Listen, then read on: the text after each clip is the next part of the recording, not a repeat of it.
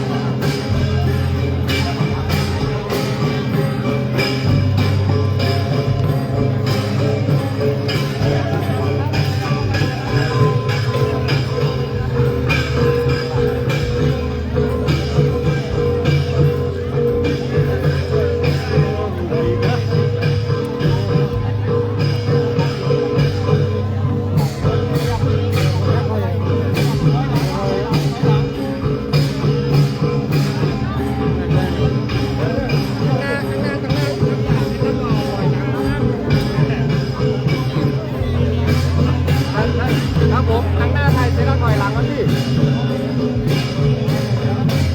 เสร็จหรือยังเดี๋ยวพี่ถอยหลังครับพี่ถอยหลังหน่อยครับขอทุกคนนะครับ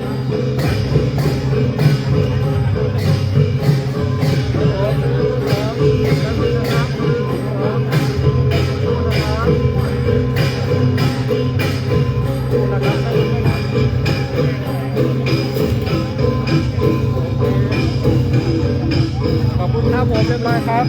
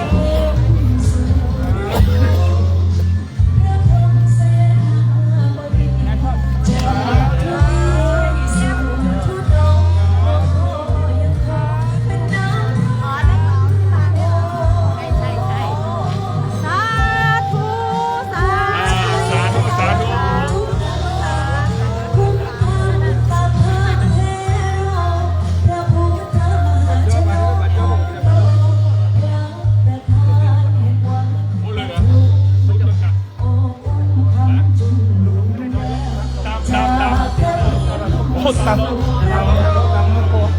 ตำโมตำโมลงเองลงเอง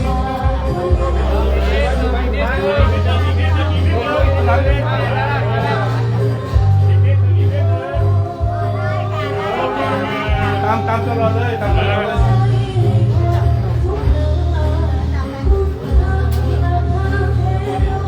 รวมกองพระชยันโตข้างหน้าข้างหน้าพระรวมกันเลยพระชยันโตข้างหน้าตามไปนะตามมาเลยมาได้เลยปล่อยเดินมาเลยตามนี้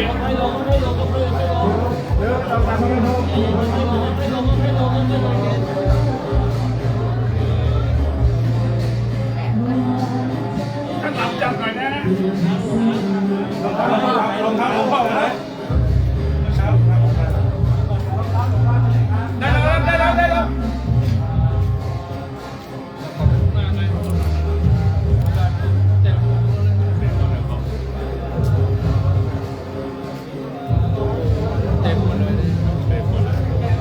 ดีมากเลยนะโดนหนาวก็แล้วโดนหนาวต้นกล้วยตายหมดเนอะขับบิ้งจเจ้า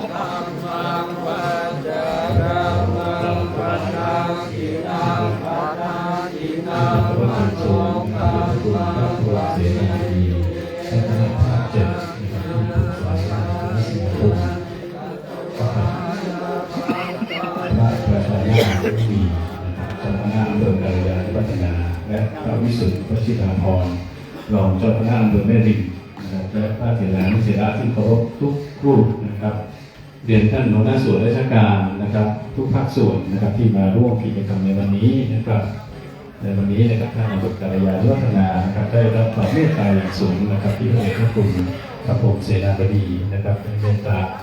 เป็นประธานนะครับในพิธีนะครับ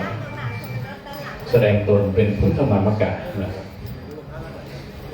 ของพี่น้องชาวอำเภอกัลยาณิวัฒนานะครับนิมนต์พระสงฆ์กับหลวงพ่อนิมนต์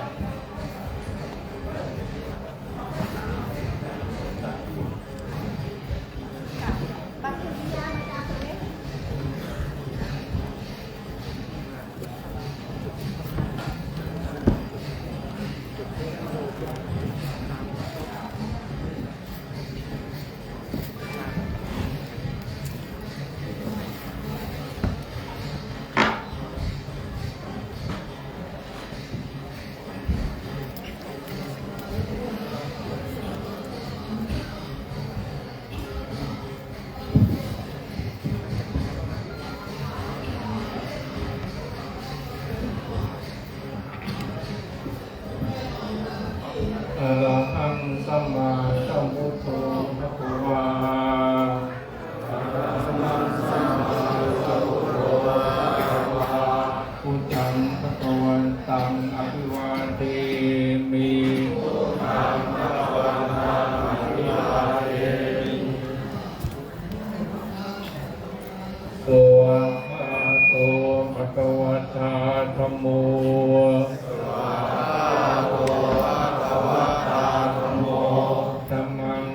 สามิธัมมังนัมสสามิสุปฏิปันโนภะคะวะโตสาวกสังโฆสุปฏิปันโนภะคะวะโตสาวกสังโฆสังฆังนัมมามิสังฆังนัมมามิ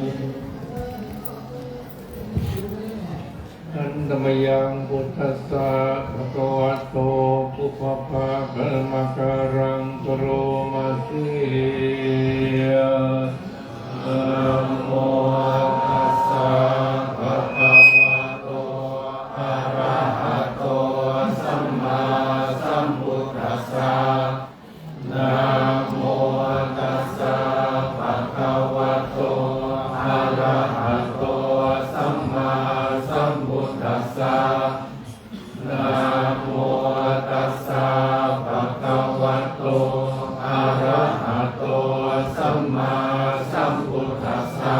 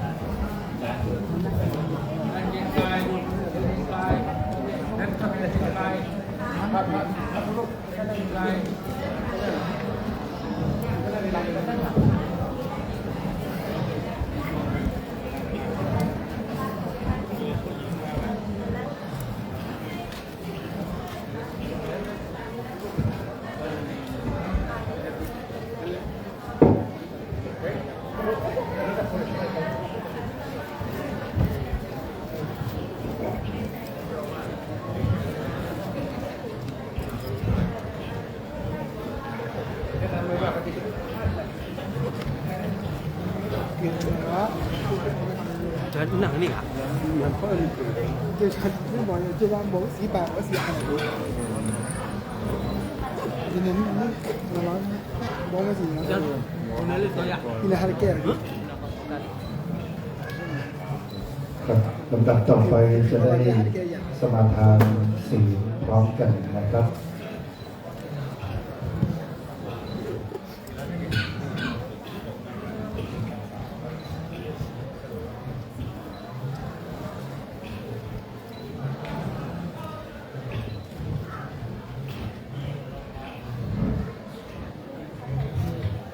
มะยังพันเต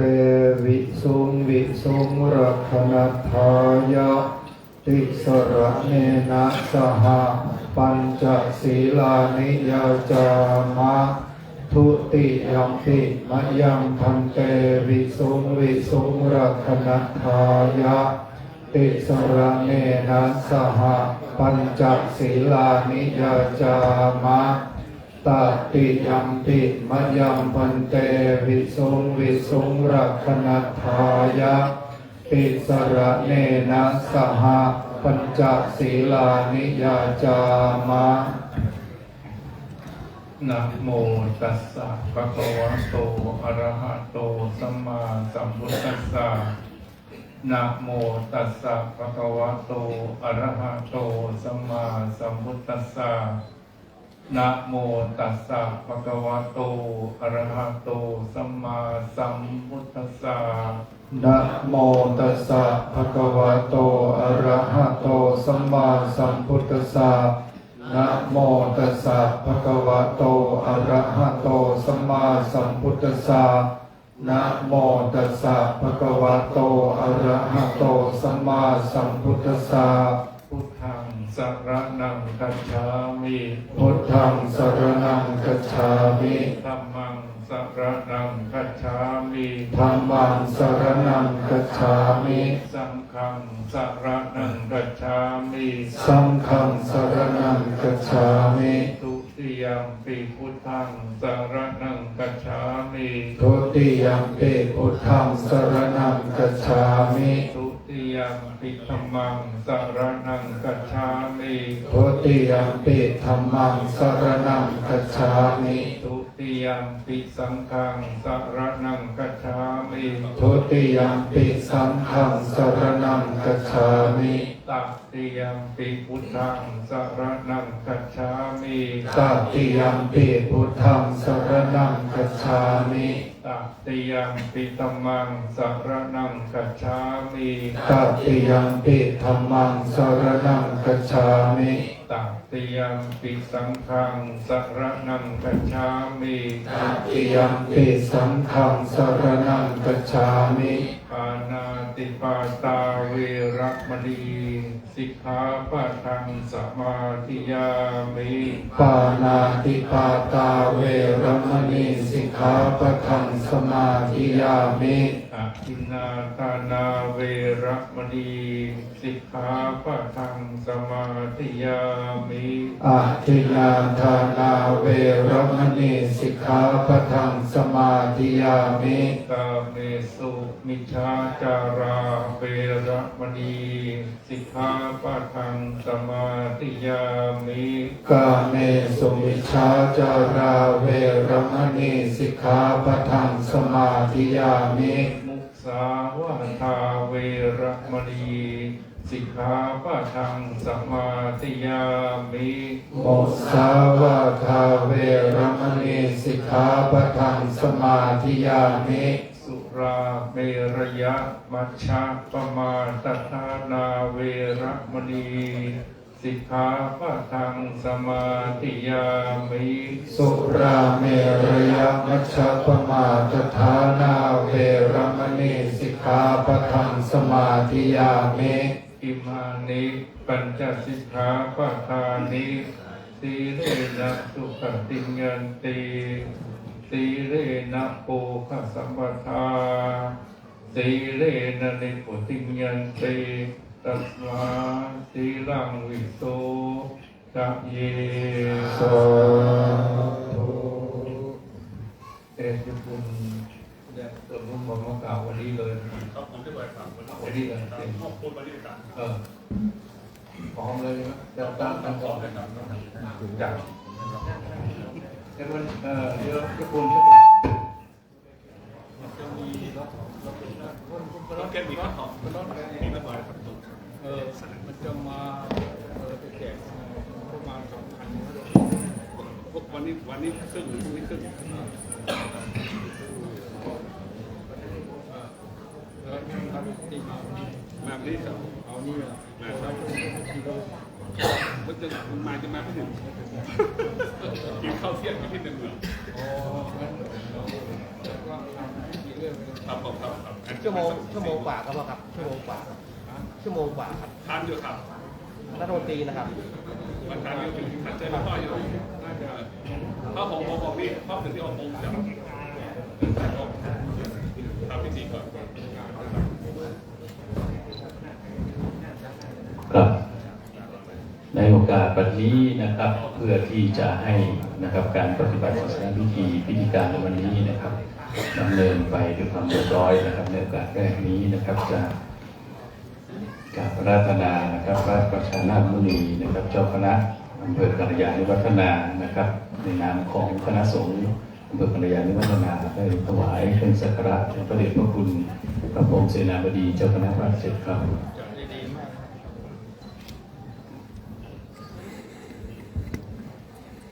ท่านเลี้ยงดูเด็กเอาโดยสักเกณฑ์มันทำมาหลายปีแล้วจะได้เป็นพระคุณนี่แหละชื่อประชานาถเป็นที่พึ่งของประชานาถครับในโอกาสต่อไปนะครับเรียนเชิญท่านสกลศักดิ์พรหมจันใจนะครับปลัดอำเภอหัวหน้าฝ่ายบริหารงานปกครองนะครับรักษาราชการแทนท่านในอำเภอกัลยาณิวัฒนานะครับในนามพี่น้องประชาชนชาวอำเภอกัลยาณิวัฒนาได้ถวายเครื่องสักการะครับ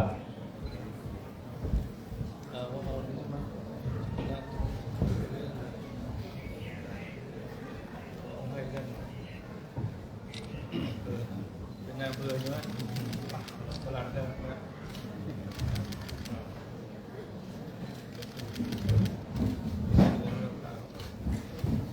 ในลำดับถัดไปนะครับเรียนเชิญนายวีระยิ่งรักเพียรจันทร์นะครับนายกองค์การบริหารส่วนตำบลบ้านจันทร์นะครับในนามของพี่น้องประชาชนพุทธศาสนิกชนชาวอำเภอกัลยาณิวัฒนาครับเข้าถวายเครื่องสักการะครับ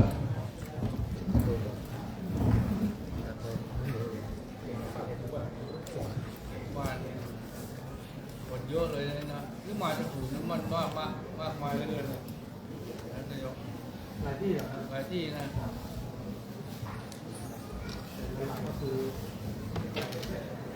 จึงประเดชพระคุณพระประชานาถมุนีนะครับท่านผู้แทนท่านนายอำเภอกัลยานะครับและท่านนายกดินวีระนะครับก็เป็นตัวแทนของผู้ศาสนิกชนและคณะสงฆ์ชาวอำเภอกัลยาณิวัฒนานะครับในถวายสักการะในนามของทุกท่านแล้วนะครับเราก็จะเข้าสู่พิธีการที่จะดำเนินการตามกำหนดการนะครับกราบอาราธนาพระครูจันทร์กิจจารัตน์นะครับเจ้าคณะตำบลบ้านจันทร์แจ่มหลวงนะครับได้ถวายรายงานความเป็นมาการแสดงตนเป็นพุทธมามกะในครั้งนี้ครับ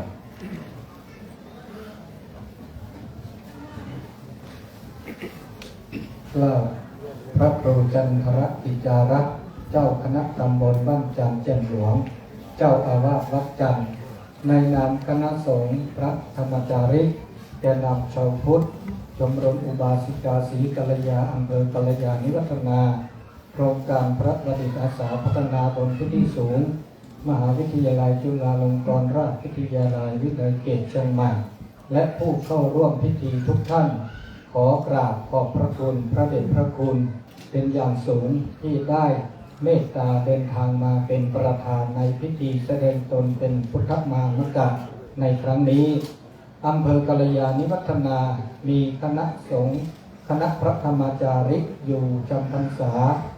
โดยประมาณ50 รูปคณะสงฆ์พระธรรมจาริกแก่นำชาวพุทธและพุทธศาสนิกชนบนพื้นที่สูงตลอดระยะเวลาที่ผ่านมาคณะสงฆ์คณะพระธรรมจาริกโครงการพระปฏิบัติศาสนาพัฒนาบนพื้นที่สูงได้ทำการเผยแผ่พระพุทธศาสนาให้กับพี่น้องพื้นที่สูงผ่านกิจกรรมหลากหลายอาทิบางการบางพัชชาอุปสมบทภาคฤดูร้อนการอบรมจริยธรรมคุณธรรมการปฏิบัติเนกขมะกิจกรรมวันสำคัญทางพระพุทธศาสนากิจกรรมวันสำคัญทางชาติพระมหากษัตริย์การทำบุญในวันพระส่งน้ำพระพุทธรูปพระธาตุเจดีย์บุญสัญจรการทำวัดสัญจรปีใหม่ปากญอเป็นต้นควบคู่กับการพัฒนาคุณภาพชีวิตและการอนุรักษ์วัฒนธรรมประเพณีของชนชาติไทยทำให้ราษฎรบนพื้นที่สูงมีความศรัทธาเลื่อมใสในพระรัตนตรัยจึงขอแสดงเป็นพุทธมามกะในครั้งนี้คณะสงฆ์พระธรรมจาริกโครงการพระพัฒนาบัณฑิตบนพื้นที่สูงอำเภอกัลยาณิวัฒนาจึงจัดพิธีแสดงตนเป็นพุทธมามกะให้กับพี่น้องราษฎรบนพื้นที่สูงประกาศตนเป็นผู้ถือพระพุทธศาสนาและรับเอาพุทธมามกะบัตรตลอดชีวิตเพื่อประดิษฐานที่บ้านของตนเองและเพื่อตามรอยพระยุคลบาทพระบาทสมเด็จพระปรมินทรภูมิพลอดุลยเดชบรมนาถบพิตรที่ได้เสด็จพระราชดำเนินเยี่ยมราษฎรบนพื้นที่สูงในเขตหมู่บ้านวัดจันทร์ทรงทราบถึงความทุกข์ยากของพี่น้องบนพื้นที่สูงจึงมีพระราชดำริให้มีการพัฒนาบ้านวัดจันทร์ในหมู่บ้านใกล้เคียงเพื่อให้ราษฎรมีความอยู่ที่ดีขึ้นในเดือนธันวาคมพุทธศักราช 2552 จึงโปรดพระราชทานนามอำเภอใหม่ชื่อว่าอำเภอกัลยาณิวัฒนาซึ่งมีความสำคัญอย่างยิ่งต่อการดำเนินชีวิตภูมิปัญญาดั้งเดิมที่สืบกันมาแต่บรรพบุรุษให้สอดคล้องกับพระพุทธศาสนาการแสดงตนเป็นพุทธมามกะในการสร้างบันไดครั้งแรกให้เพื่อนมนุษย์เข้าถึงพระรัตนตรัยคือพระพุทธพระธรรมพระสงฆ์เป็นสรณะอันประเสริฐตั้งมั่นอยู่ในคุณงามความดีบำเพ็ญกุศลภาวนาเพื่อดำรงรักษาไว้ซึ่งพระพุทธศาสนาให้มั่นคงสืบต่อไปบัดนี้เป็นเวลาอันมงคลแล้วจึงกราบเรียนพระเดชพระคุณพระพรหมเสนาบดีเจ้าคณะภาค7ประธานในพิธีเมตตาประกอบพิธีแสดงตนเป็นพุทธมามกะกล่าวโอวาทมอบพระพุทธมามกะบัตรในแต่ละหมู่บ้านเป็นลำดับต่อไปกราบเรียนด้วยความเคารพอย่างสูงยิ่ง กับต่อไปนะครับท่านธีรพัฒน์ร่มพระธรรมนะครับประธานสภาวัฒนธรรมอำเภอกัลยาณิวัฒนานะครับเป็นนามของพี่น้องพุทธศาสนิกชนชาวอำเภอกัลยาณิวัฒนานะครับจะได้กล่าวคำแสดงตนเป็นพุทธมามกะนะครับให้พี่น้องนะครับที่อยู่ด้านล่างนะครับได้ตั้งจิตสงบจิตนะครับในการที่จะกล่าวคำแสดงตนเป็นพุทธมามกะนะครับเรียนเชิญครับอิมินาสการเรนะพุทธังอภิปูเชมิข้าพระเจ้าผู้ขอบูชาพระพุทธเจ้าข้าพระเจ้าขอบูชาพระพุทธเจ้าด้วยเครื่องสักการะนี้ด้วยเครื่องสักการะนี้กราบ อิมินาสการเรนะ อิมินาสการเรนะ ธัมมังปุเชมิ ธัมมาปูเชมิ ข้าพระเจ้าขอบูชาพระธรรม ข้าพเจ้าขอบูชาพระธรรม ด้วยเครื่องสักการะนี้ ด้วยเครื่องสักการะนี้ อิมินาสการเรนะ อิมินาสการเรนะ สังฆังปุเชมิ สังฆาปูเชมิ ข้าพระเจ้าขอบูชา ข้าพเจ้าขอบูชา พระสงฆ์ด้วยเครื่องสักการะนี้ พระสงฆ์ด้วยเครื่องสักการะนี้ อะระหังสัมมาสัมพุทโธภควา อะระหังสัมมาสัมพุทโธภควา พระผู้มีพระภาคเจ้า พระผู้มีพระภาคเจ้า เป็นพระอรหันต์ เป็นพระอรหันต์ ดับเพลิงกิเลสเพลิงทุกข์สิ้นเชิง ดับเพลิงกิเลสเพลิงทุกข์สิ้นเชิง ตรัสรู้ชอบได้โดยพระองค์เอ ต ง รัสรู้ชอบได้โดยพระองค์เอง พุทธังภวันตังอภิวาเทมิ พุทธังภควันตังอภิวาเทมิ ข้าพระเจ้าอภิวาท ข้าพเจ้าอภิวาท พระผู้มีพระภาคเจ้า พระผู้มีพระภาคเจ้า ผู้รู้ผู้ตื่นผู้เบิกบาน ผู้รู้ผู้ตื่นผู้เบิกบาน กราบสวากขาโตภควตาธัมโม สวากขาโตภควตาธัมโม พระธรรมเป็นธรรมที่พระผู้มีพระภาคเจ้า พระธรรมเป็นธรรมที่พระผู้มีพระภาคเจ้า ตรัสไว้ดีแล้ว ตรัสไว้ดีแล้ว ธัมมังนมัสสามิ ธัมมานัมมัสสามิ ข้าพระเจ้านมัสการพระธรรม ข้าพเจ้านมัสการพระธรรม กราบสุปฏิปันโนภควโตสาวกสังโฆ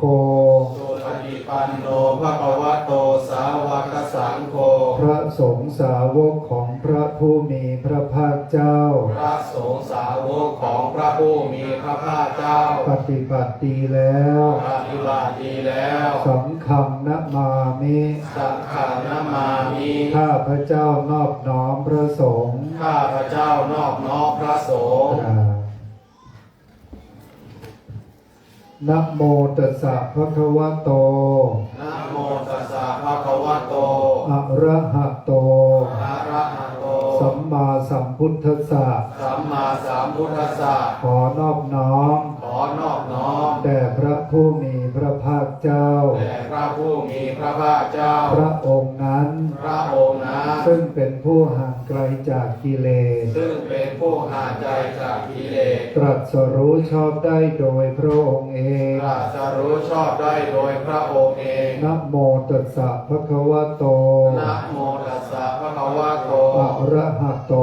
อะระหะโต สัมมาสัมพุทธัสสะ สัมมาสัมพุทธัสสะ ขอนอบน้อม ขอนอบน้อม แด่พระผู้มีพระภาคเจ้า แด่พระผู้มีพระภาคเจ้า พระองค์นั้น พระองค์นั้น ซึ่งเป็นผู้ห่างไกลจากกิเลส ซึ่งเป็นผู้ห่างไกลจากกิเลส ตรัสรู้ชอบได้โดยพระองค์เอง ตรัสรู้ชอบได้โดยพระองค์เอง นะโมตัสสะภะคะวะโต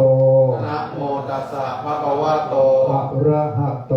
อะระหะโต สัมมาสัมพุทธัสสะ สัมมาสัมพุทธัสสะ ขอนอบน้อม ขอนอบน้อม แด่พระผู้มีพระภาคเจ้า แด่พระผู้มีพระภาคเจ้า พระองค์นั้น พระองค์นั้น ซึ่งเป็นผู้ห่างไกลจากกิเลส ซึ่งเป็นผู้ห่างไกลจากกิเลส ตรัสรู้ชอบได้โดยพระองค์เอง ตรัสรู้ชอบได้โดยพระองค์เอง เอสาหังพันเต เอสหะพันเต สุจิระปรินิพุตัมปิ สุจีระปะรินิพุตัมปิ ตังภคะวันตัง ตังภะคะวะตัง สรนังคัจฉามิ สารนังคัจฉามิ ธัมมันจะ ธัมมันจะ สังคันจะ สังฆันจะ พุทธมามกาติ พุทธมามกาติ โนสังโฆทาเรตุ นังสาโคทาเรสุ ข้าแต่พระสงฆ์ผู้เจริญ ข้าแต่พระสงฆ์ผู้เจริญ ข้าพระเจ้าทั้งหลาย ข้าพระเจ้าทั้งหลาย ขอถึงพระผู้มีพระภาคเจ้า ขอถือ พระผู้มีพระภาคเจ้าพระองค์นั้น พระองค์นั้นแม้เสด็จปรินิพพานไปนานแล้ว แม้เสด็จปรินิพพานไปนานแล้ว กับทั้งพระธรรม กับทั้งพระธรรม และพระสงฆ์ และพระสงฆ์ ว่าเป็นที่พึ่ง ว่าเป็นที่พึ่ง ที่ระลึกอันสูงสุด ที่ระลึกอันสูงสุด ขอพระสงฆ์ ขอพระสงฆ์ โปรดจำข้าพระเจ้าทั้งหลายไว้ว่า โปรดจำข้าพเจ้าทั้งหลายไว้ว่า เป็นพุทธมามกะ เป็นพุทธมามกะ พูดถึงซึ่งพระรัตนตรัย พูดถึงพระรัตนตรัย เป็นสรณะตลอดชีวิต เป็นสารณะตลอดชีวิต ตั้งแต่ปัจนี้ ตั้งแต่บัดนี้ ข้าพระเจ้าทั้งหลาย ข้าพเจ้าทั้งหลาย จะปฏิบัติตน จะปฏิบัติตน มีศรัทธาในพระรัตนตรัย มีศรัทธาในพระรัตนตรัย ตั้งใจรักษาศีล ตั้งใจรักษาศีล ไม่เชื่อถือมงคลตื่นข่าว ไม่เชื่อถือมงคลตื่นข่าว ไม่แสวงบุญนอกพระพุทธศาสนา ไม่แสวงบุญนอกพระพุทธศาสนา หมั่นสร้างบุญกุศล หมั่นสร้างบุญกุศล ตลอดกาลนานเธอ ต ญ ลอดกาลนานเทอญ สาธุ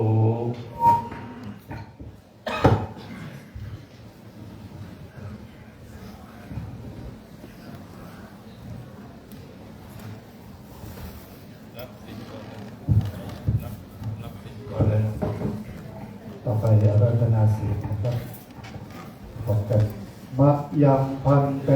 วิสุวิสุรักนัทธายะติสระเนนะสหปัญจศีลานิยาจามะทุติยัมปิมะยังพันเตวิสุวิสุรักนัทธายะติสระเนนะสหปัญจศีลานิยาจามะตติยัมปิมะยังพันเตวิสุวิสุรักนัทธายะติสระเนนะสหปัญจศีลานิยาจามะ นะโมตัสสะภะคะวะโตอะระหะโตสัมมาสัมพุทธัสสะนะโมตัสสะภะคะวะโตอะระหะโตสัมมาสัมพุทธัสสะนะโมตัสสะภะคะวะโตอะระหะโตสัมมาสัมพุทธัสสะ นะโมตัสสะภะคะวะโตอะระหะโตสัมมาสัมพุทธัสสะนะโมตัสสะภะคะวะโตอะระหะโตสัมมาสัมพุทธัสสะนะโมตัสสะภะคะวะโตอะระหะโตสัมมาสัมพุทธัสสะ คงไม่ต้องแปลก็พิธีกรแปลให้เราฟังแล้วคำว่านะโมตัสสะภะคะวะโตอะระหะโตสัมมาสัมพุทธัสสะแปลว่าอะไรน้อมแด่พระผู้มีพระเจ้าผู้ห่างไกลจากกิเลสตัดสู้เข้าตัวพระองค์เองที่มีความหมายก็มีอยู่หนึ่งภคะวะโตสองอะระหะโตสามสัมมาสัมพุทธัสสะถ้าแปลเป็นความหมายก็อะระหะโตแปลว่าผู้มีพระเจ้าผู้มีพระมหากรุณาธิคุณอะระหะโตเป็นผู้บริสุทธิ์เป็นพระบริสุทธิ์ที่คุณสัมมาสัมพุทธัสสะเป็นพระปัญญาคุณมีความหมายนะพระมหากรุณาคุณพระบริสุทธิ์ที่คุณพระปัญญาคุณอันนี้ตีเรียงตามไวยากรณ์ถ้าโดยทั่วไปก็จะความหมายคือพระปัญญาคุณบริสุทธิ์ที่คุณมากรุณาธิคุณที่เราจุดธูป3 ดอกเนี่ยบูชาคุณขององค์พระเดชพระสัมมาสัมพุทธเจ้านี่คือความหมายถ้าเรากล่าวแล้วรู้ความหมายด้วยแล้วก็จะเป็นธรรมคุณที่แท้จริงแล้วก็จะได้เข้าเฝ้าพระพุทธเจ้าแม้พระองค์จะเดินดับขังที่ผ่านไปถ้ารวมตั้งแต่ตรัสรู้มาก็2,562 ปีนะแล้วก็ปี2567แล้วก็2018คือพระองค์ตรัสรู้พระชนมายุ35เผยแผ่ศาสนาอยู่45 พรรษารวมเป็น80 พรรษาฉะนั้นถ้ารวมตั้งแต่พระองค์ตรัสรู้มาเนี่ยก็ผ่านมาแล้ว ความฝัน562 ปีนะเอาความต่อไปทุกท่าน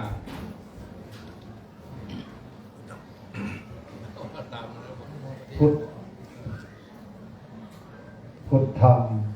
สรณังคัจฉามิ เพราะว่าเองไม่ใช่เราว่า ธัมมังสร เดี๋ ณั ยว ง พ่อว่าเองพวกเราว่าตามพุทธังสรณังคัจฉามิ พุทธังสรณังคัจฉามิ ข้าพเจ้าขอถึงซึ่งพระเจ้า ข้าพเจ้าขอถึงซึ่งพระพุทธเจ้า ว่าเป็นที่นับถือ ว่าเป็นที่นับถือ ธัมมังสรณังคัจฉามิ ธัมมังสรณังคัจฉามิ ข้าพเจ้าถึงพระธรรม ข้าพเจ้าถึงพระธรรม ว่าเป็นที่สรณะที่รึกนับถือ เมื่อเป็นที่สรณะเป็นที่พึงนับถือ สังฆังสรณังคัจฉามิ สังฆังสรณังคัจฉามิ ข้าพเจ้าขอถึงซึ่งพระสงฆ์ ข้าพเจ้าขอถึงซึ่งพระสงฆ์ ว่าเป็นที่สรณะที่รึกนับถือ ว่าเป็นที่สรณะนับถือ ทุติยมปีพุทธังสรณังคัจฉามิ ทุติยัมปิพุทธังสรณังคัจฉามิ แม้ครั้งที่สอง แม้ครั้งที่สอง ข้าพเจ้าขอถึง ข้าพเจ้าขอถึง ซึ่งพระพุทธเจ้า ซึ่งพระพุทธเจ้า ว่าเป็นสรณะที่ระลึกนับถือ ว่าเป็นสรณะ ในทีก่อนทุติยมปีพุทธังธัมมังสรณังคัจฉามิ ทุติยัมปิธัมมังสรณังคัจฉามิ แม้ครั้งที่สอง แม้ครั้งที่สอง ข้าพเจ้าขอถึงซึ่งพระธรรม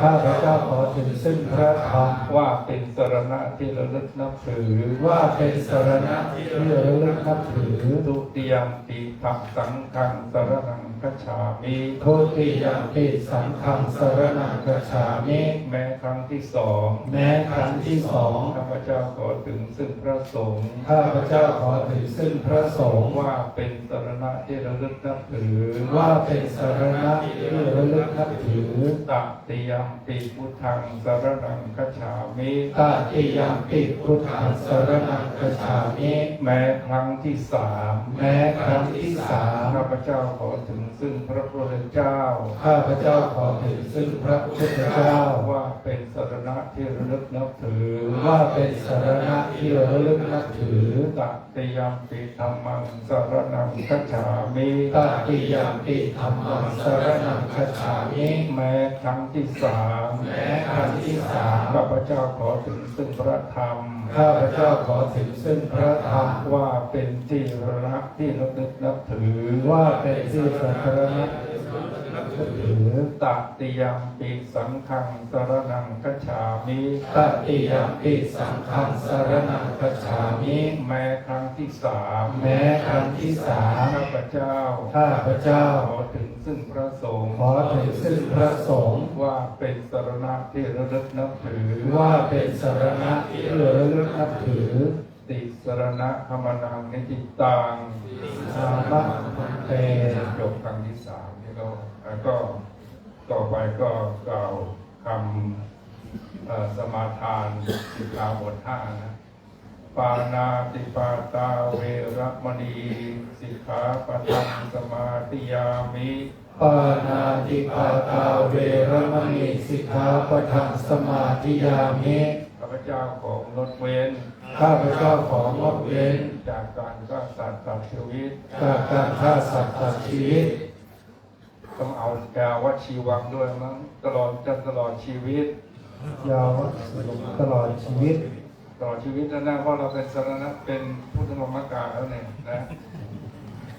อาทินนาทานาเวรมณีสิกขาปะทังสมาธิยามิ อาทินนาทานาเวรมณีสิกขาปะทังสมาธิยามิ ข้าพเจ้าขอสมาทานงดเว้น ข้าพเจ้าขอสมาทานงดเว้น จากการถือเอาของสิ่งของ จากการถือเอาของสิ่งของ ที่เขาไม่ได้ให้ ที่เขาไม่ได้ให้ ด้วยอาการขโมย ด้วยอาการขโมย จนตลอดชีวิต จนตลอดชีวิต ตามมาแล้วนั่นอย่าว่าชิมก่อนนะ กาเมสุมิจฉาจาราเวรมณีสิกขาปะทังสมาธิยามิ กาเมสุมิชฌาจาราเวรมณีสิกขาปะทังสมาธิยามิ ข้าพเจ้าขอสมาทาน ข้าพเจ้าขอสมาทาน งดเว้น งดเว้น จากการประพฤติผิดในกาม จากการประพฤติผิดในกาม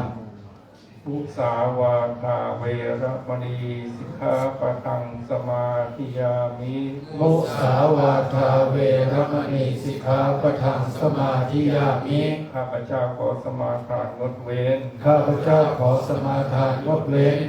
จากการพูดเท็จ จากการพูดเท็จ พูดส่อเสียด พูดส่อเสียด พูดคำหยาบ พูดคำหยาบ พูดเพ้อเจ้อ พูดเพ้อเจ้อ จนตลอดชีวิต จนตลอดชีวิต สุราเมรยะมัชฌปมาทฐานาเวรมณี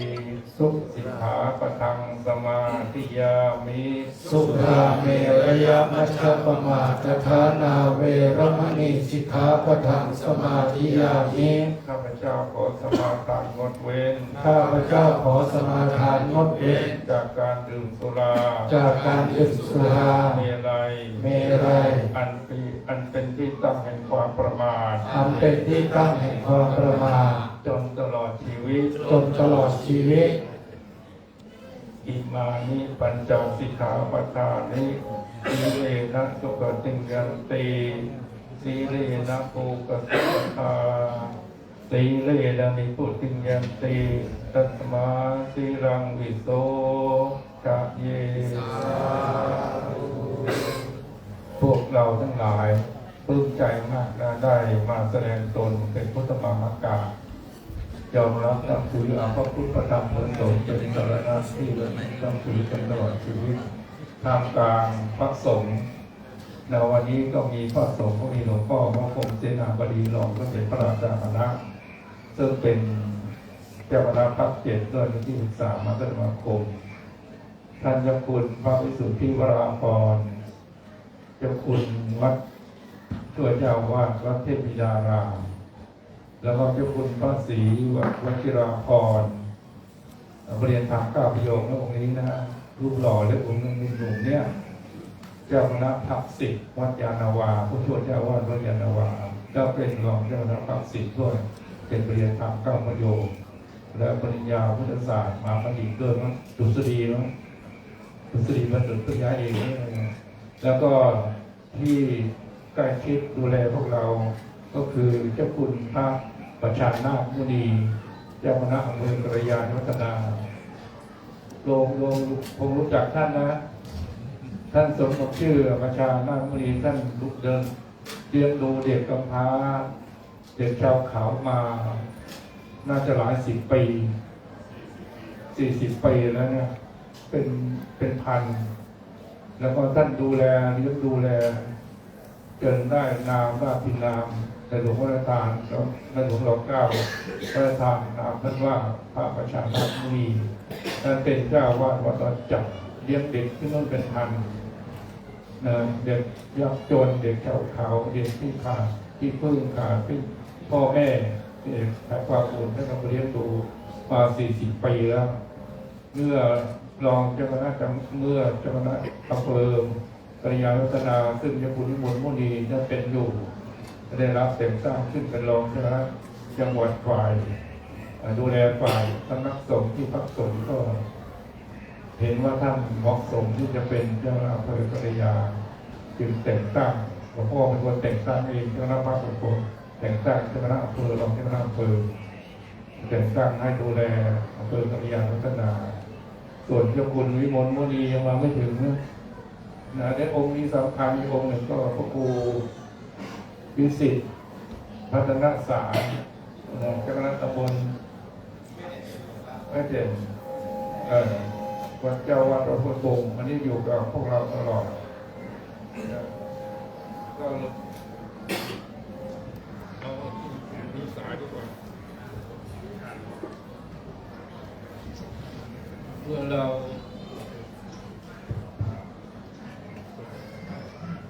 พวกเราทั้งหลายเมื่อ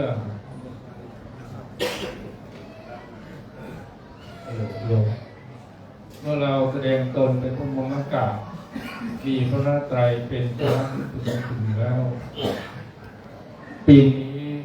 นี้พระบาทสมเด็จเจ้าอยู่หัวเน้นเรื่องพระรัตนตรัยที่พระราชทานหนังสือธรรมนาวาออกมาเพราะพระรัตนตรัยนี้เป็นเบื้องต้นสำหรับชาวพุทธไทยเราผู้ที่แสดงตนเป็นพุทธมามกะมีพาณิชย์2 คนพี่น้องนะคือสมุทรปริกะแต่ถึง2พระรัตนตรัยคือว่าพุทธวธรรมยังไม่มีพระสงฆ์พระพุทธเจ้ายังไม่ได้แสดงธรรมโปรดพระสงฆ์เป็นพบพาณิชย์2 คนระหว่างทางจะเดินทางไปโปรดปัญญวัคคีย์ที่ป่าอิสิบรรดาฤกษ์ทานวันแขวงเมืองพาราณสีที่เมืองเจ้าพันธีที่ปัจจุบันนี้อยู่ในรัฐอุตตรประเทศรัฐตุรกีรัฐนี้มีประชากร60 กว่าล้านมากกว่าประเทศไทยเราเองเรียกว่ารัฐตุรกีเมืองพาราณสี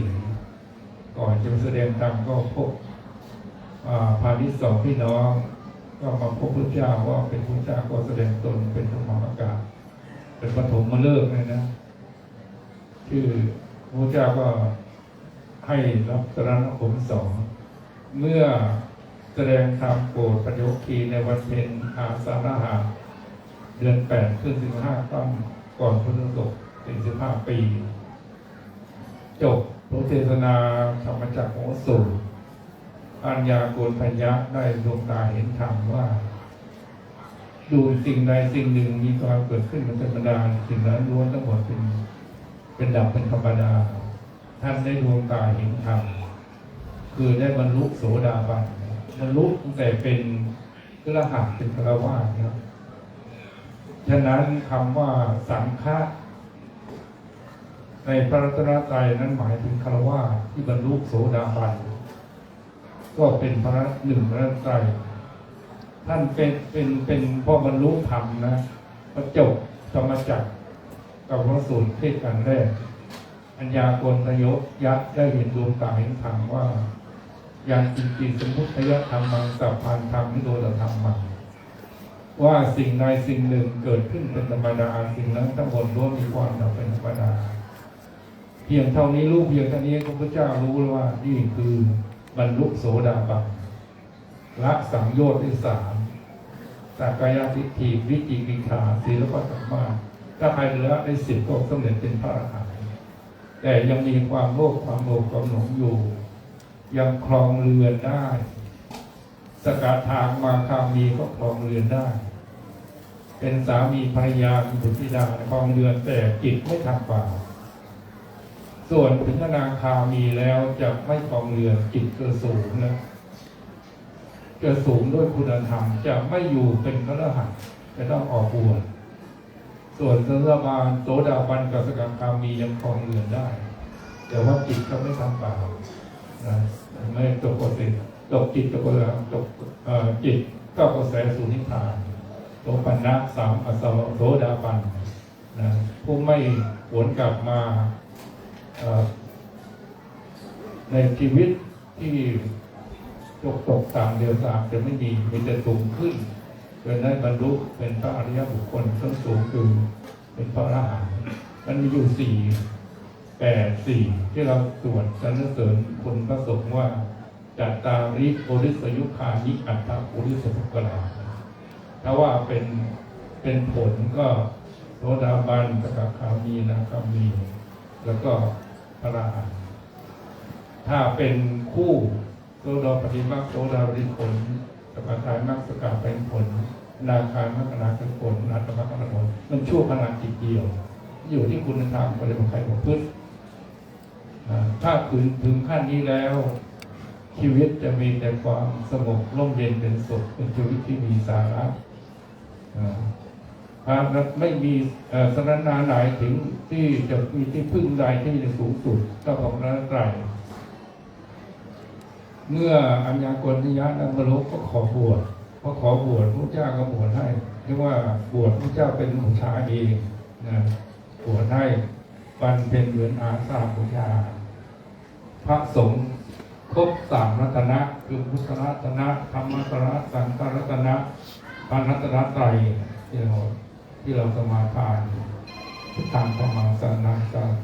งฆังสรณัจฉามิในความหมายถ้าเรามีพระพุทธพระธรรมพระสงฆ์เป็นที่พึ่งแล้วชีวิตของเราก็จะสงบร่มเย็นเป็นสุขแล้วจะเป็นเกาะกำแพงป้องกันยิ่งกว่ากำแพงอิฐหินทั้งหลายเนี่ยมันยังพังได้เพราะว่ากำแพงพระรัตนตรัยคือพุทธธรรมประสงค์จะ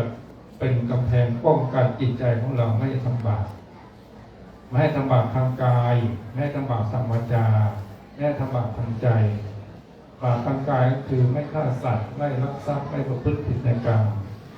บาปทางวาจาไม่พูดเท็จพูดส่อเสียดพูดคำหยาบพูดเพ้อเจ้อบาปทางใจไม่โลภไม่ประพฤติร้ายไม่โลภอยากได้คนอื่นเห็นชอบตำนองของธรรมใจสำคัญที่สุดกายเป็นนายกายบาปใจเป็นนายกายเป็นบ่าวเป็นพระรัตนตรัยที่สูงสุดแล้วก็ในหลวงของเรารัชกาลที่10มุ่งมั่นให้ชาวพุทธเรา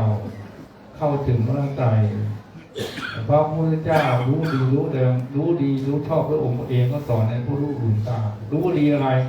รู้อริยสัจสี่ทุกสมุทัยนิโรธมรรคเนี่ยคือรู้ดีรู้ชอบคือรู้อริยสัจสี่นะพระพุทธเจ้ารู้ดีรู้ชอบด้วยพระองค์เองแล้วก็สอนผู้อื่นให้รู้ตามพระธรรมก็คือคำสั่งสอนพวกพึ่งตามให้ไปตกไปที่ตับที่ชั่ว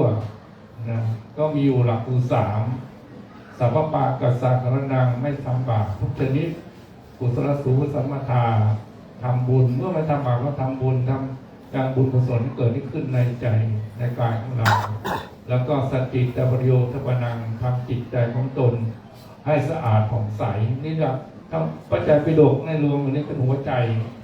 เป็นหัวใจนี่พุทธเจ้ามอบให้ในวันมาฆบูชานะถ้าจะเปรียบเทียบเช่นวันวาเลนไทน์เนี่ยวันความรักเนี่ยพระพุทธเจ้ามีความรักยิ่งใหญ่กว่านั้นนะเป็นอมตะมา 2,000 กว่าปีแล้วพระพุทธเจ้ามอบหัวใจจะพุทธละบาปทำบุญทำจิตใจของตนให้สะอาดผ่องใสพระรัตนผู้ก็พึงเป็นพระพุทธจะต้องเนี่ยยึดพระรัตนตรัยต้องมีธรรมะเป็นประพฤติแล้วก็ถ้ารวมเป็นหนึ่งเป็นเอกธรรมคือความไม่ประมาทเพราะความไม่ประมาทรวมหมดตั้ง84,000ธรรมกันรวมอยู่ในความไม่ประมาทความไม่ประมาทก็คือไม่ขาดสติมีสติไม่หลงไม่ลืมรู้ได้ก่อนพูดก่อนคิดก่อนทำเมื่อจำขณะที่ทำคำที่พูดสิ่งที่คิดก็มีสัมปชัญญะรู้ตัวมาด้วยดังนั้นใครมีสติสัมปชัญญะก็คือไม่ประมาทจะทำให้ชีวิตของเราไม่ผิดพลาดได้นี่เป็นหลักของสำหรับชาวพุทธเราเป็นสิ่งสำคัญสูงสุดในพุทธศาสนาแล้วก็พวกเราก็ปรารถนาอยากจะได้ภาพในหลวงพ่อก็จัดให้จำนวนที่พระคุณประชานาคมุนีบอกไปว่าอยากจะได้สัก10,000 ภาพหลวงพ่อก็หามาให้10,000 ภาพก็ใส่กรอบมา2,000เนี่ยใส่กรอบมามีเนื้อความในนั้นในจำนวนภาพ10,000 ภาพนี้คุณประนตเนี่ยยืนให้โยมดูหน่อยประธานเผยแผ่ผู้สถานีวิทยุแห่งชาติบริจาค 30,000 บาทกับคณะของท่านมาแล้วนอกนั้นก็หลวงพ่อเองทั้งหมด100,000 กว่าบาทนะส่วนเจ้าคุณประชานาถมุนีกับเจ้าคุณวิสุทธิวราภรณ์รองเจ้าคณะอำเภอไม่ได้อยู่ตรงไหนเนี่ยผมนั่งนี่องค์นี้สำคัญนะโยมเนี่ย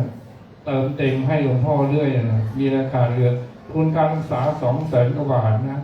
เตรียมมายังเตรียมพร้อมนะพร้อมแจกวันนี้นะ ไม่เด็กคอยเกินแล้วก็นะพวกเรามีธรรมะสาระนันตรัยทำไมถึงว่าพระราชายแก้วแปลว่าแก้วไม่ใช่แก้วน้ำแก้วกีฬานัยนี่มันตกแตกนะแก้วถึงหมายสิ่งประเสริฐพระเจ้าผู้ประเสริฐพระธรรมสู้เสริฐพระสงฆ์ประเสริฐที่พระองค์ตรัสไว้ในรัตนสูตรว่ายังจริงวิตังอิทวาหุรังวาสัพเพสุวายังรัตนังมณีตัง นโนสมังอธิษฐานเตนะธรรมจิพุทเทรัตนังมณิตังทรัพย์เครื่องปลื้มใจในโลกนี้ในโลกสวรรค์นะทรัพย์นั้นเสมอพระพุทธเจ้าไม่มีทรัพย์เครื่องปลื้มใจเช่นเราได้ทรัพย์สินเงินทองถูกหวยลอตเตอรี่ได้อะไรมาก็เราก็ปลื้มใจถ้าไม่ได้ก็ห่อเหี่ยวใจว่าทรัพย์เป็นเครื่องปลื้มใจเนี่ยมันไม่แน่นอนมันหมดได้แล้วเราโลภมากกับทรัพย์นี่แหละฆ่าตัวเองดังที่เป็นข่าวดังในสังคมปัจจุบันเห็นไหมเนี่ยทรัพย์เนี่ยโลภมากมันฆ่าตัวเองนะเกียรติยศชื่อเสียงหมดจะไปสร้างความทุกข์ความเดือดร้อนอื่นนั่นทรัพย์ภายนอกมันต้องเป็นไม่ใช่เรื่องทรัพย์ภายในตัวนี้ทรัพย์พระพุทธธรรมพระสงฆ์คุณธรรมเนี่ยทรัพย์ภายในทรัพย์เครื่องปลื้มใจในโลกมนุษย์สวรรค์ทรัพย์นั้นเสมอที่พระเจ้าไม่มีนี่ก็เป็นรัตนะหนึ่งหมายถึงว่าสิ่งที่ประเสริฐพระเจ้าเป็นผู้ประเสริฐพระธรรมเป็นผู้ประเสริฐพระสงฆ์เป็นผู้ประเสริฐแล้วเป็นสามารถเป็นที่พึ่งทางจิตใจของเราถ้ามีพุทธธรรมประสงค์พยันตรายต่างๆนี้ก็จะไม่เกิดขึ้นในชีวิตของเราเป็นสิ่งที่ประเสริฐเพราะพุทธเป็นพระพุทธเจ้าเป็นผู้ประเสริฐพระธรรมเป็นผู้ประเสริฐพระสงฆ์เป็นผู้ประเสริฐคือความหมายรัตนะแปลว่าแก้วแปลว่าสิ่งประเสริฐมันเหนือกว่าแก้วธรรมดาเพชรนินจินดาทั้งหลายเพราะมันเป็นที่พึ่งที่ลึกให้เราดำเนินชีวิตตามได้ชีวิตก็จะประสบยกจากปุถุชนเป็นกัลยาณปุถุชนเป็นอริยชนได้ตามที่หลวงพ่อได้บอกมาแล้วฉะนั้นขอให้พวกเราตั้งใจประพฤติปฏิบัติก็จะทำให้ชีวิตของเราประสบความสุขความเจริญนะเอาก็มอบก่อนแล้วก็ให้พรที่หลังคุณเอาไงก่อนคุณสองคุณเอาภาพก่อนเรื่องอะไรก่อน